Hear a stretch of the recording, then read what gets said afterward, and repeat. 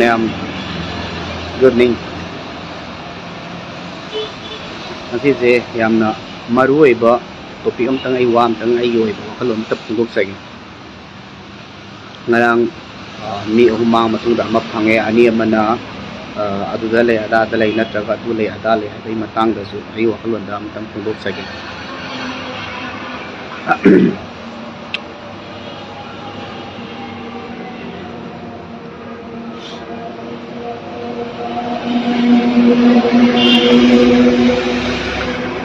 Mayam musiki ngarang se makhoigi maitei macha ahum ama SSC gi exam pass tawre matungda exam atopa magi thani na chapada kurungkiba manangdana mai tawdana kuki singna phai kotle ha le tupe kotle na phai het pauta baga makoina ha le tupe na social media da wawalang nei ba wawalang na matungda atheng ba antaga nungalamdai haigadra nungalamdai da haitare ama phange mainan kan bangamme haina amu viral amu chale ko chalo matung sida hujik se ani madi ai oina di koi kuki singna makhoigi gupta haina ba atu ada ai wakhalon de sigi je pongdok tabadi amak kat thagam tasengna angang ani dusu kalle hai pusimadi hai petang di moi ngangnaba da ko adum notawe makoina voice kamain thadokke haiba matamda makhoigi hagiba government na aigi wajinai tam ngang dragati noi loksan banga moroi thuna ngang baduna yam emergency ore kan ngang mani sidi emergency natte masidi yam tina critical oiraba topic amane lawraga ai tamna ngangjabani ko yamna maru en khale aigi mota de noi na maru oi de khala di khangdre masaigi hairiba ni se moina attempt to moigi group nyam da haina bu wadu ne koin hairak toisa moigi mark haukip haibra ama thang million haibra adu kawre maming government na moigi manipur thuaina bhona bada achouba roller meba mi duga kusina na ba thamji kochi aduga james haibra adu duga muhut sinana ba thammambu egadi yam phai adu kanagum bakhra na thadokre kenoda assam rifle da army sing da pitokre thadona bagida makta haina tumaina myama sandok nei ado chumambi ai lalambi adu duna atoppa soyam da buju oisanu mainly asengna soyam yaudana tawbo isanu maitai singna kuki sing pharaga phara matunda chak bijara thabadu dumaina thadokkiba dumaina haiba makoi ju thadokpa oisanu wana ai ahambada ai sai thamjage aduga huji mainly makoi voice ta kari haina ge habda voice ta haina ri ba posina katai kemnatte yam pendana sawraga haitare makhoigi kangu kharana se takpadi thadu matrana khaliko aigi motni ko haibadi makhoigi mi singduna akhoi thokpa tawrage haibadi ha lage na pukhraga makhoi ani do ai makhoi do ani haide pukhraga hatu khidre sineba voice do haide voice do 16 second dang sang bani 16 second du da yamna maru oi boy haiba tare madugi poto hala ni pukhraga hatana thadokre sina takpadi mi do hatana thadokre xyz assam rifle oigera army do oigera ameta oigera kusinnaram nagadra haiba je ai khalli aduna hand over tormaga de ai ngasai facebook ti paidre ko social media pairudre just ai ek no to baga normal khatang le kan da wari je phalong torpani adu da social media yeng de bida adu ta thadu morga di am phare haduk ta borega di akoi gi government gi side na army sing da pressure ma tawraga di soidana phangani haiba se ai ama thamjari maramdi moigi voice wi matungina thadokre means kusinagre haibani adu taragadi government na achauba action ama lawraga haiba dig oigera am oigera makoi tawraga di mi singdo phangadra na khalli even aina karigumba social media changu dabagi phangre na haiba puram lainguma di itoke afabu oesanu sigi ai wakhalon jinatana moing phungdong nariba potuna ado makhoigi target ta ama ngasain haibado मा हाउकिप हाइरिबा मीसे मणिपुर थुगाइनबदा सिल्लिबा अचौबा नुपा अमनेबा मासे थादो हलगा हाइरिबा मीजे केनो तोसेन हाइबनेबा अदुदादि आमना मनुंगदा केनो मले हंद्रा मोखोइना न्यामा मीजे फारा केनो तोबे याबगी लंबी अमा मोइजे थादो यानबगी लंबी अमा उहंद्रा अदो सीएमा से फजना गवर्नमेंट ने नहंजनिंगी अदुगा चंगबा यादबनी हाइबा लास्ट बॉर्डर हाइतारे लास्ट बॉर्डर सिदई चंगगदी यामना डेंजर ओइरे हाइबोरेगदी गवर्नमेंट मफम दुदा स्टेट फोर्स अमदी सेंट्रल फोर्स तौरगा पोस्ट अमा हांगबियोबा हाइबदी कैगनोदा कुकी सिंदी फत्तन लौसिंग लेबनिना मखोइदी चंगबा यादबग सिंगजे मोइदी खंगेबा चंगबा यादे हाइदी मोइ चंगहंदेबा अखोई मैतैगिना करिनो हाइम तमदा हे हाइबा अमा याउरीबा आई ngасai ayuk ngatadara ahingdara I kaure tumba yadeba he tomuduna maram oiraga thoidaba thoanningdaba myam ama thoeba thoiba ngasai mokoi ahum khaki wana te ko aina panjari se mokoi ahum du su tai sengna future ama khangi bagi damakta future magi damakta moi chalu bane adu itaragati chatpiya de khotte haiba porama se hoji social media se अने किरमाई जगेबा गाड़ी थवैरा बनी अदु ताइ किनोम तौरा बनी social media को तौरा बनी हाइबा मखोने जु खर खंगम थुएबा तंग दोरे गसु अदु पोतो खंगद्रे ओके यारे खंगदना चंगु बनी एक्सीडेंट नेबा सिदु अदो एक्सीडेंट थोकपा मतम दने गाड़ी एक्सीडेंट तौरगा सिगिबदुना पबम लेबा कुकी कुता सिगिबे मुत्ता आई थमोइ सेंगना आई हाइजरा बनी को अदो सिगुमबसे अदुम थोइसि कैगिनोदा अखोइदा हे तोंगबा मी याउरेबा अनिता थिंबाइजम असिमक नै नौजि हाइजगी बदो चंगबा याद्रे हाइरिबा लास्ट अखोइगी लमलो अनि फाइन खलजने नत्रगा लमलोंग सोम भांगदर स्टेट लाइदें गजे सिदगी हेना खोंग चंगजन बे यादे हाइगदी स्टेट फोर्स गवर्नमेंट थंबियु सिनिदा मरमदी खंगदेबा अखोइ अयामबना लानहरपो मतमदा सेकमाइदा चलगा पिकनिक तौइबा मैतैनेबा मरमदी कैहोदा आइने तौबना मचुम्मी आइ मंगाइने खनबजे अयामबना चटनैयेबा खुद खुलाई पाइबा मी सिंगदुना अवाबा थेंगनरपदो हाइतांगपा मतमदा खुद खुलाई पाइरगे हेक्ता ngang हाइबगुम्बा अदगिदी खुलाई पाइदबा सिंगनसु हेक्ता ओनतेनबदा खुलाई पाइदबा नखोइना खंगपोते हाइबगुम्बा सिगुम्बा अखोइदा यामना चुंगसनदबा अमि याउरेबा मसिगी पोसे तोहनिंगदेबा ngarang chakhiba makhoise asenam haijage lana lobiganu yam lale social media da su khara thongnai ko makoi pusigi da makta lan thengna da bagi da makta makoi yam na sisi tawbani kotpani ha bese na sidai hen ba mayam ma thabak to ga maram dam ngang na bai lei reba akoi na sida assam rifle nu sida assam rifle gi recommend chat leba I mean ain haijani is a logic ni ko assam rifle la ali lan de habi wasna na te akoi na ngasi assam rifle je nusi deba ado assam rifle nusi de assam rifle khudi mak phatte ha ba khoi haibia deba apaba mayam ma lei reba mayang doi gera ama doi gera adu bu lei ba situation gi timing sida assam rifle gi recommend chakani hairaga de potu yam kenu antra sama chatra haibane da social media da ai kenu haijage ba nusirani ha ne to throkano ba ai ju mai noi nusire ai ju bai deba but mi amagi punsi ama siba da na Manipur ki maite khudi makse loi wai Manipur khatra de wari je Delhi da lei boy gera Assam da lei boy gera ama pan da lei boy ama da lei boy gera ni ma mang ba da wai ba wai ha ba se chali ba mi du na de na sai suffer to bu na mara morega mi no waram mani ko ha ba je khalar roi ba ma masa hing na bu na rapada adu bu ma mana mi wahan ba se kaya matik ki wahan da adu matik ki mi khudi loi wa le ba aduna haina haning ba de Chatlini haiduna mama mapa da ni khangde imung manung da ni khangde le keloi le kai da ni khangde club da ni khangde tamaga ai smai chat tawri si tawdori noi khara mateng pangbiu asi club na mateng pangbire si tawgani government na mateng pangbire si tawgani si tawbiu haibam tamda why no kari ge mateng pangoi nasa ai haide khoi usi mai tai sing sigi condition si kamai tawge da hingna bagi na makta lan thengna ba ama ning tamna bagi na makta lan thengna ba ama Mayuk na nabagi da magda lanteng ba ama makasi ako'y ahum siya humi may narelay ako'y siya surrounding siya ako'y siya kai ra ga khoi je lei ri ba adu khwai dai maru oi ri se kai no da hing ba hai ba si da ko hing ba hai ba si da hiram khudum selam na yam change ba adu bo hoji ki timing si da ai ki nom hai jage la lobby ga no family si support to ba sai moi hum gi chali ba sing asoi ngam di yaw da boy sanu thapoi seng na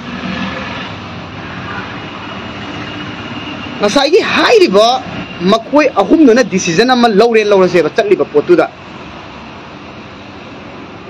asoi ba yaw draga di akoi se yai phare nungai re adu to re hai ne ba soi re hai matam da mi myam tension loi lai doi ne ba hypertension loi la ka ne ba adu na ngasai gi imung manunggi responsibility hai ba male ba akoi ayam mana akoi mai tei nupa na traga nupi ora ayam mana na hai ba ilakta ba si yam thole ba hujik se mama na hai ba mapa na hai ba da na he tong ba nas mwalo de ki to roi da hai ba se yam to we ba chali ba mi sung to we hai ba na te chali ba mi sing du na to we hai ba na te ngasai gi ayam mana chatta ba mi suni ko lecing da chali adu ada chat adu adom di wasna ta ba ayam mana khoi je he tong e ba han mana senior mana wari ni lucing ba mana e inau sa si to gun ham to roi da ni ba to gan wo ba du ma da adu to bu dun na ne ba nga si soi rai ba myam je mawa lo de taka ta de to na to ni kusi ni hai ba gi thor pa ta ne ba huji se la loi ba na te ba hojik myam na kari hai ri huji ama thado khiba potu da kari adu hatu khidam ni adu kedu hatri no adu tawdri no ada tawdri no ani du kedu thado khri no pitho khri kai gino na ek tam moi group sida aroi bi ne ngang nari je adu targa de hai ri ba mention tori ba makhoi du na pharam melo se ba huji thado khri ba mi makhoi ani hum do hing na phangadra ba si je awareness se hana de hona su lakha ba ne ba khulai pai ba oi gera khudngak poi gera mohoi na ju hanjan hai la bane ba sigu wa pose chapi ga nu si to bi ga nu adu to bi ada to bi no hai la bane mai tai la ke ano se khudngak pa mi sing nga le ba ngam ba na te ba na khoi na su responsibility lo ba ai isa gi responsibility lo is maina na na khoi na su responsibility lo ga na what can I do hai ba do kai ai sa do kari to bi ai ai na kari to ga ni ai kari kong thang lo ga ni hai ba ja lo ro kong thang mi na se ba ai ji nungai ba imung na te ba iso wari ni adi ta ga ai nungai no huna doi ne ba ngasi lan ai ni yaw draga su lan yaw bagin maming ama na traga maming game ni traga su but whatever ai na ngam ba chang dai hona ye ba adu mai na huji ai thabak tau dia de adu tau dia de wai yes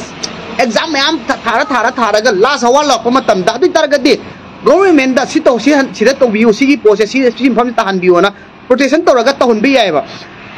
lam ani leina ba matam da lam ama gi jaga da aron ba haiba ga aphong ba haiba ngom khene ye ba exam thari ba chat ka da ba mi do aron la chat to na te ba phong na chat to ne ba ado aron ba dum leng ane ba du da aron ba gi marum da aphong ba na kem to ba ngam moi aphong ba gi marum da arot ba na to ning ba matam da to pa ngam ne ba masi naina bi ba example ama haige Infal manung da kuki lera mo hani ngai lebra Chauchampur manung da meitai macha lera mo hani ngai lebra Naina seba adi targadi chingkhong bu yoragadi kuki adum lei haiba se nakhoi gi kokta ha loba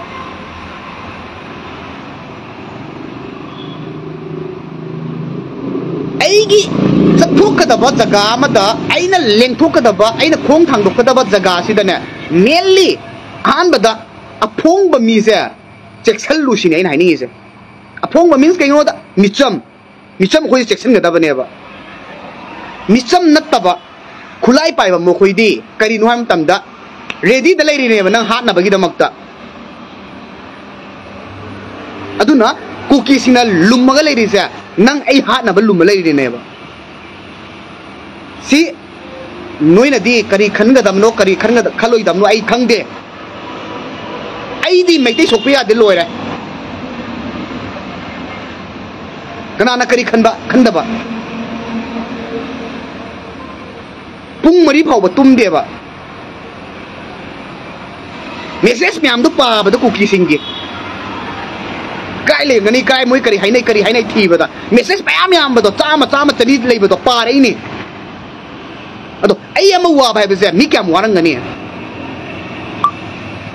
ꯑꯩ ꯑꯃꯅ ꯋꯥꯔꯛꯄ ꯍꯥꯏꯕꯁꯦ ꯃꯤ ꯆꯥꯝ ꯋꯥꯔꯝꯗꯣꯏꯅꯦꯕ ꯑꯗꯨ ꯇꯥꯔꯒꯗꯤ ꯀꯅꯥꯅ ꯋꯥꯍꯜꯂꯤ ꯍꯤ ꯇꯣꯡꯕ ꯅꯈꯣꯏꯅ ꯋꯥꯍꯟꯕꯅꯦꯕ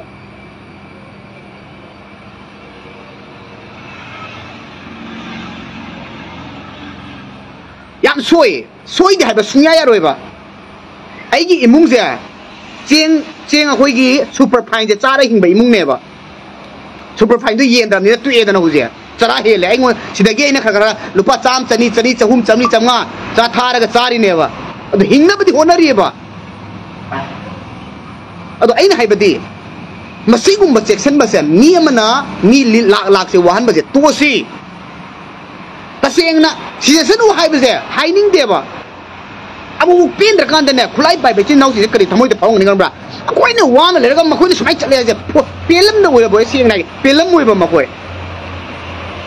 ꯑꯗꯣ ꯑꯩꯅ ꯏꯆꯤꯟ ꯏꯅꯥꯎꯁꯤꯡꯗ ꯄ꯭ꯂꯤꯖ ꯆꯠꯊꯣꯛꯄꯗ ꯑꯔꯣꯠꯄꯒ ꯑꯔꯣꯟꯕꯒꯁꯦ ꯁꯤ ꯈꯪꯉꯨ ꯑꯔꯣꯠꯄꯒ ꯑꯐꯣꯡꯕꯒꯁꯦ ꯑꯗꯨꯅ ꯅꯈꯣꯏꯅ ꯆꯤꯡꯌꯥꯗ ꯍꯦꯛ ꯎ ꯑꯃ ꯌꯧꯔꯦꯅ ꯈꯜꯂꯣ ꯎꯒꯤ ꯃꯔꯨꯝꯗ ꯀꯨꯀꯤ ꯂꯩꯌꯦꯅ ꯈꯜꯂꯣ ꯍꯥꯏꯕ ꯑꯩꯅ ꯍꯥꯏꯅꯤꯡꯉꯤꯁꯦ ꯎꯄꯥꯝꯕꯤ ꯑꯆꯧꯕ ꯑꯃ ꯂꯩꯔꯦꯅ ꯈꯜꯂꯣ ꯎꯄꯥꯝꯕꯤꯗꯨ ꯅꯪ ꯍꯦꯛ ꯂꯥꯟꯊꯣꯛꯄꯗꯅꯦ ꯑꯗꯨꯒꯤ ꯃꯔꯨꯝꯗꯨꯗ ꯀꯨꯀꯤ ꯑꯃ ꯂꯩ ꯅꯪ ꯌꯦꯛꯅꯕ ꯃꯤ ꯑꯃ ꯂꯩꯔꯦꯅ ꯈꯜꯂꯣꯕ ꯍꯧꯖꯤꯛꯀꯤ ꯇꯥꯏꯃꯤꯡꯁꯤꯗꯅꯤ ꯑꯗꯣ ꯑꯩꯅ ꯍꯥꯏꯕꯗꯣ ꯀꯨꯀꯤ ꯈꯨꯗꯤꯡꯃꯛ ꯐꯠꯇꯕ ꯅꯠꯇꯦ ꯖꯧꯃꯤ ꯈꯨꯗꯤꯡꯃꯛ ꯐꯠꯇꯕ ꯅꯠꯇꯦ ꯑꯗꯨꯕꯨ ꯐꯠꯇꯕꯗꯨꯅ ꯊꯦꯡꯅꯕꯗ ꯅꯪ ꯁꯤꯅꯤ ꯍꯥꯏꯕꯅꯤ ꯅꯈꯣꯏ ꯑꯩꯁꯨ ꯁꯤꯗꯣꯏꯅꯦ ꯑꯩ ꯉꯁꯤ ꯁꯥꯟꯅ ꯆꯠꯇꯅ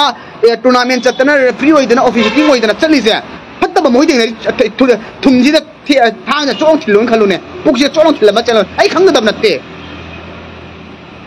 ꯑꯗꯨꯕꯨ ꯑꯩ ꯀꯦꯌꯔ ꯂꯧꯋꯦ ꯍꯥꯏꯕ ꯑꯩꯅ ꯍꯥꯏꯅꯤꯡꯉꯤꯁꯤꯅ ꯑꯗꯣ ꯅꯈꯣꯏꯁꯨ ꯀꯦꯌꯔ ꯂꯧꯔꯝꯕ ꯌꯥꯏ ꯑꯗꯨꯕꯨ ꯂꯝꯃꯥꯡꯅꯕꯔꯕ ꯍꯥꯏꯕꯁꯦ care ꯂꯧꯗꯦꯅ ꯇꯥꯛꯄꯅꯦꯕ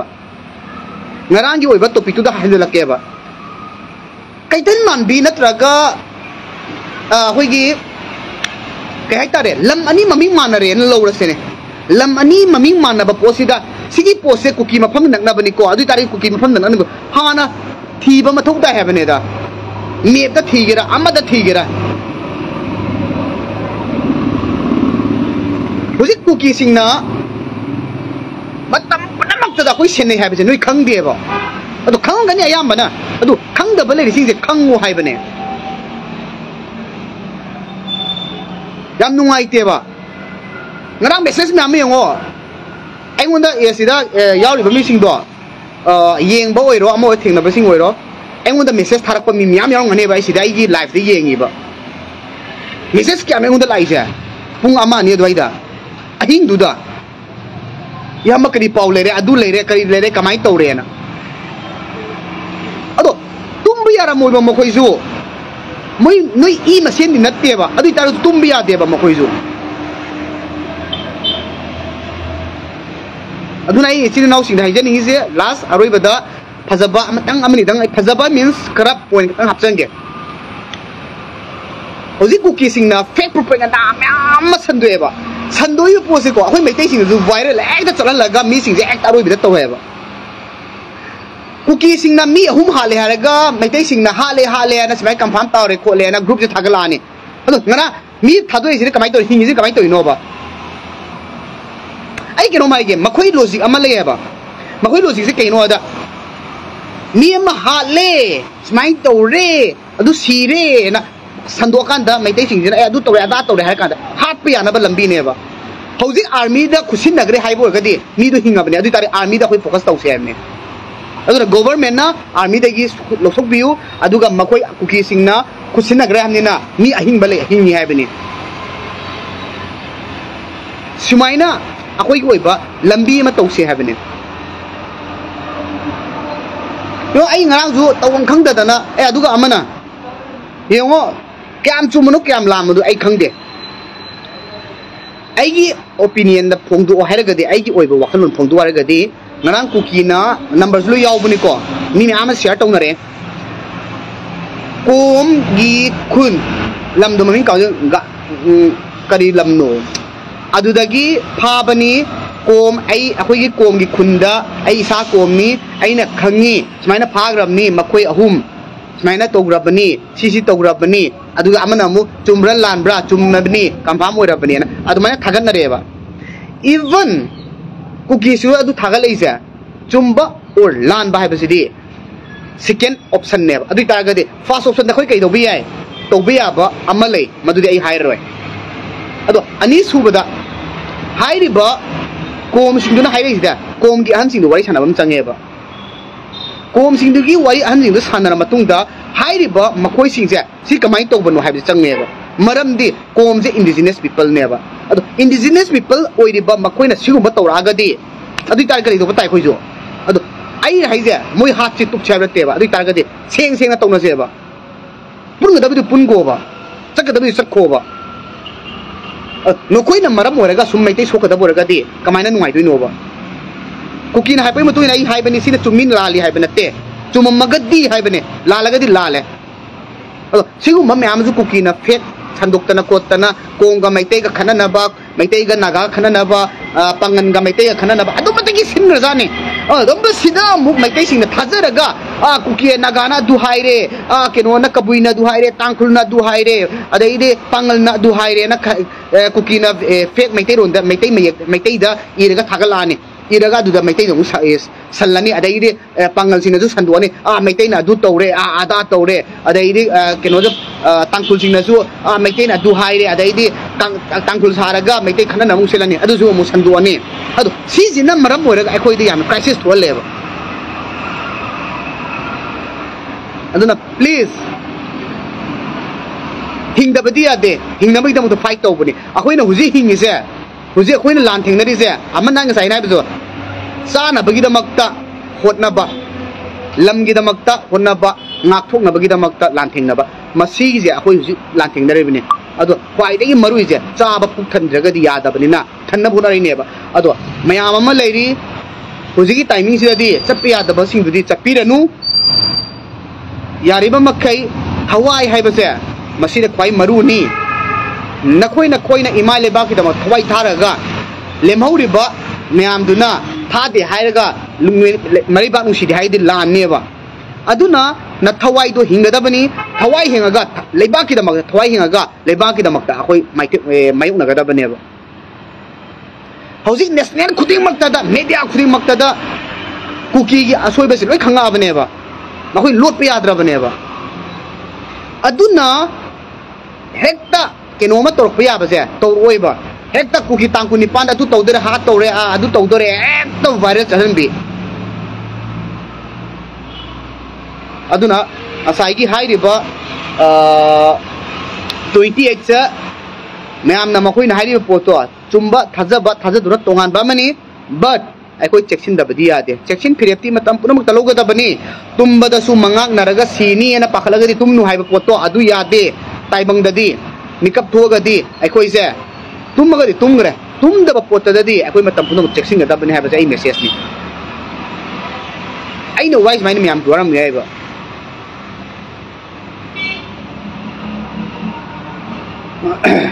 ai comment di myam ai pathok sa de waru ya de ko comment je padi pathok ninge ado pathok pada phajada bu wahi yaro su nungai te phajab wahi ngata di hai ninge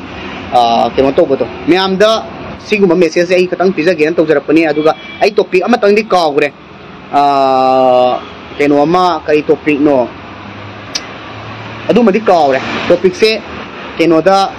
kuki singna so champuro song kakpok pi som da jiri ba mo som loi dara adu kapam me khole kapthan nei khole adu tore ada tore o adu amana mo kenom ni janya kuki singna khulai adu tore ada tore kuki khulai phai adu tore ada phajasunu kaino phajasunu jitana moi phajasunu moi lan ho bagai khoi lan ho bo je moi ne hin gadra ne kai dong nei da ai kinom hai jage aina ne angang sana tak matamda example ni ko se myam sitang yam na marui bane khallo aina angang sana tak pada angang duga aiga sana ba matamda angang duna engonda langba wagani maram example ma pige maram di aina magi technique to loi khangeba yan dai ko aina angang sana ba tak pa angang duga angang duna engonda fight to matamda ma engonda hara nungai na ekta easy da ma ai lang bangam moiba because aina ma tak pagineba maramdi magi technique to ai khangbagineba magi technique to aina khangmaduna maram ora mai ngoda apply to bangam dabaneba ko likewise maitegi apa phaba kiya sina makhoi bu ताकपी तंबी ngakani makoina maitai da ongkhalak charakpani minai singdo haige minai singdo makoi do takpi tambi ngakani adu ngasi yoli da punba makoina usit thoida ba yam fattaba kenogi makoi ko ami yauri ba adu ai se amtang hayo ge si ba to ni adai di ai ju mangai re huji ngo ba aigi oiba personal oiba poram aina post ama thagalen khala jeba kana gumam natana e support to roiba leibak ki issue tor kan dadi myam je wa launi maram kaino leibak na maru oin tapane base aina haining is ko leibak maru oiba gi damakta aigi oiba personal thagal pam matam dadi myam support to yaw yaw ge ado leibak ki oina thagal pam matam dadi myam support to weba that means leibak ka aigi yeng na pam ta leibak tu maru oiba gi ne ba aduna Hawaii ama dingin na lebang na maru er kani mi kudima ko aduna mayam cheksillu kanang khangni a season uda harpa matam da mi kudima na penjar e kole harpa matam da nuai gadra imung manungna si project phokta na ba tawsi aduna lastly ngasai gi jiribam da su huji ka habita comment pa ba da jiribam da su ka pa ho re je ka pa ho bde ngasai na ho ba jane ai ga to ba da gi sini wari hai babu ngai legi da bai matang da angang amana adu towe ata towe sma le chaninga ga chatpa natte adu tawde hai bai matang amada thena gi hapetang kanano di khangjadre adu potu ju to haning de hai ning de maram di ma bu kana na nusi roi doino maitai nusi da kana bu lenga da ge ne adu bu timing du ya da bade mi na perak da na haina ba to doine ba adu hekta to bu to ganu adu ga ai athu matam da huji makoi gi pawdo phangnabar yengaga akoina su tawsi aduga soingam yaudar bu soisanu adu army ku ta legre hairamnina soingam di yaw rene khalli kuki singna moida sinagre hairamnina ko aduna nang nasana ne nanga chatminariba namanaba adu bu khajaganu lam chathokpada nanga chatminariba bike thoriba oigera tongiba mi oigera thoriba mi thajaganu tongiba nangna su thoriba mi thajaganu thoriba nangna su tongiba mi thajaganu maramdi tongiba mi duna nang thang thilapyai tungda thoriba miduna gari do thogjelagane nang accident tola tungda hali su ye adu tampak ta lebde adu makti tawroi hana adu bu checksin ga tamni sina pidi ba message idam khudi makta checksin lu lanje loidrebani yari ba magai lan loidrebani so aikoi huji maida unjal lagane lan thengna ga dabani fattabana laing ga dabani afabadi afamna laing ga dabani hena chakhan abagi damakta myam lan lobi ganu ngasai gi life amma thai thari ba ma su post tori ba mai wakhan na thongduk chari bani ado ai gi wakhan thongduk chari bani ai gi wakhan soi ga su dum myam na soi ko le nang hai no sini dunia dani sini hai ni de du hai biu but maitai ama sokpada ai nuaite mangbada makhoina suibara nagera mangera oigera phangdri ba budin nuaite aduga sungbang phangdri mi do phange haina hekta to budi to biganu ado susi sidri ba mi di sire na ta sandok budi to biganu clear oire ha kanda chumme pura confirm oire ha kanda khantaraga kai do bi ha bja khanda bi ha bja ai message sidang pijari me am yai faminara se asoi ngam yaw da bozo esanu khudimak aduga achumbana afabata oisanu ha bja se ai thamjari yai faminara se me live relation jaraga